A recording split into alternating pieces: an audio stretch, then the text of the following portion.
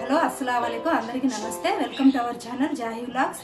ఈరోజు మీకు నేను ఒక చిన్న కథ చెప్తానండి. కథతో పాటు ఈరోజు మా ఇంట్లో బెండకాయ వేపుడు అది కూడా చూపిస్తా. వేపుడు ఎలా చేయాలో చూపిస్తూ చిన్న కథ చెప్తానన్నమాట. స్కిప్ చేయకుండా వినండి.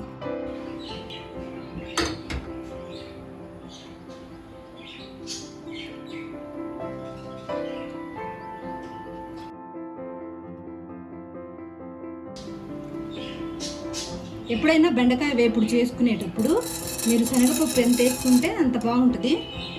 మా ఇంట్లో అయితే కొంచెం ఎక్కువ తింటారు, చూసేసుకోండి. తినేవాళ్ళు లేరనుకుంటే స్కిప్ చేసేసుకోండి.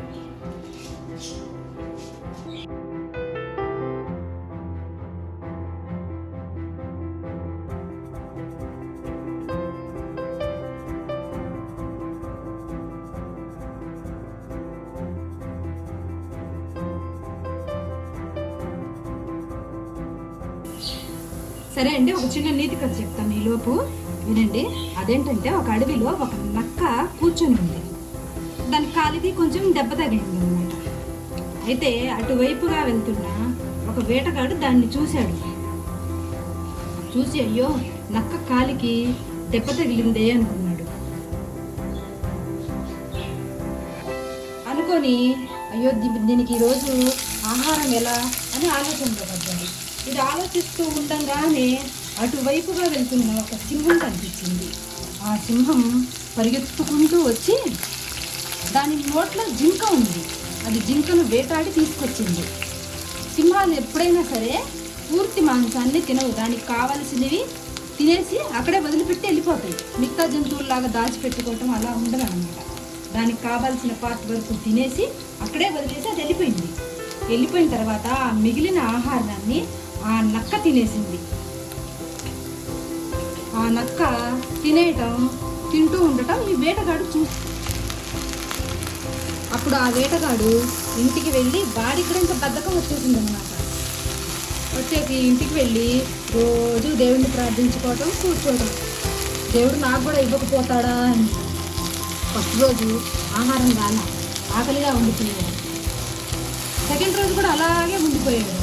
మూడో రోజు కూడా వాడికి ఆహారం వల్ల అలాగే ఉండిపోయాడు. కానీ మూడో రోజు మాత్రం, నాలుగో రోజు మాత్రం ఒక వాయిస్ వినిపించింది. అప్పుడు దేవుడు ఇలా అన్నాడంట, ఏమనంటే, బద్ధకంగా నువ్వు కూర్చొని ఉంటే ఆహారం ఎప్పటికీ రాదు. ఎందుకు నువ్వు అలా నక్కలాగా ఆలోచిస్తున్నావు? సింహంలాగా ఆలోచించు. సింహంలాగా ఆలోచించి చూడు ఒకసారి. ఎందుకంటే అది తింటుంది, వేటాడి కష్టపడి తింటుంది, నలుగురికి పెడుతుంది. నువ్వు అలా ఆలోచించు కానీ నక్కలాగా ఆలోచించు అని చెప్పేసి అక్కడి నుంచి దేవుడు వెళ్ళిపోయాడు. అది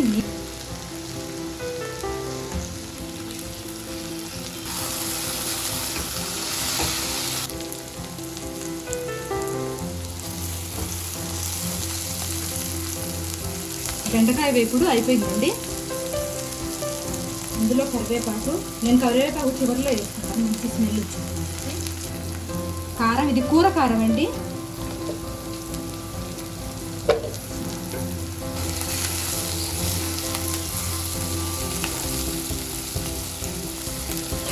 కొంచెం కొత్తిమీర, నేను కొత్తిమీర తీసుకొచ్చి 2-3 కట్టలు ఎండపెట్టేస్తాను. ఎండపెట్టి మిక్సీలో పెడితే ఎప్పుడన్నా దొరికినప్పుడు కొంచెం చిటికెడులా వేసుకుంటే స్మెల్ మాత్రం ఏమాత్రం తగ్గదండి. ఫ్రిడ్జ్లో ఎన్ని రోజులైనా పెట్టుకోవచ్చు, అదే స్మెల్ వచ్చింది. బాగుంటుంది, మీకు నిల్వ కూడా ఉంటుంది చాలా రోజులు.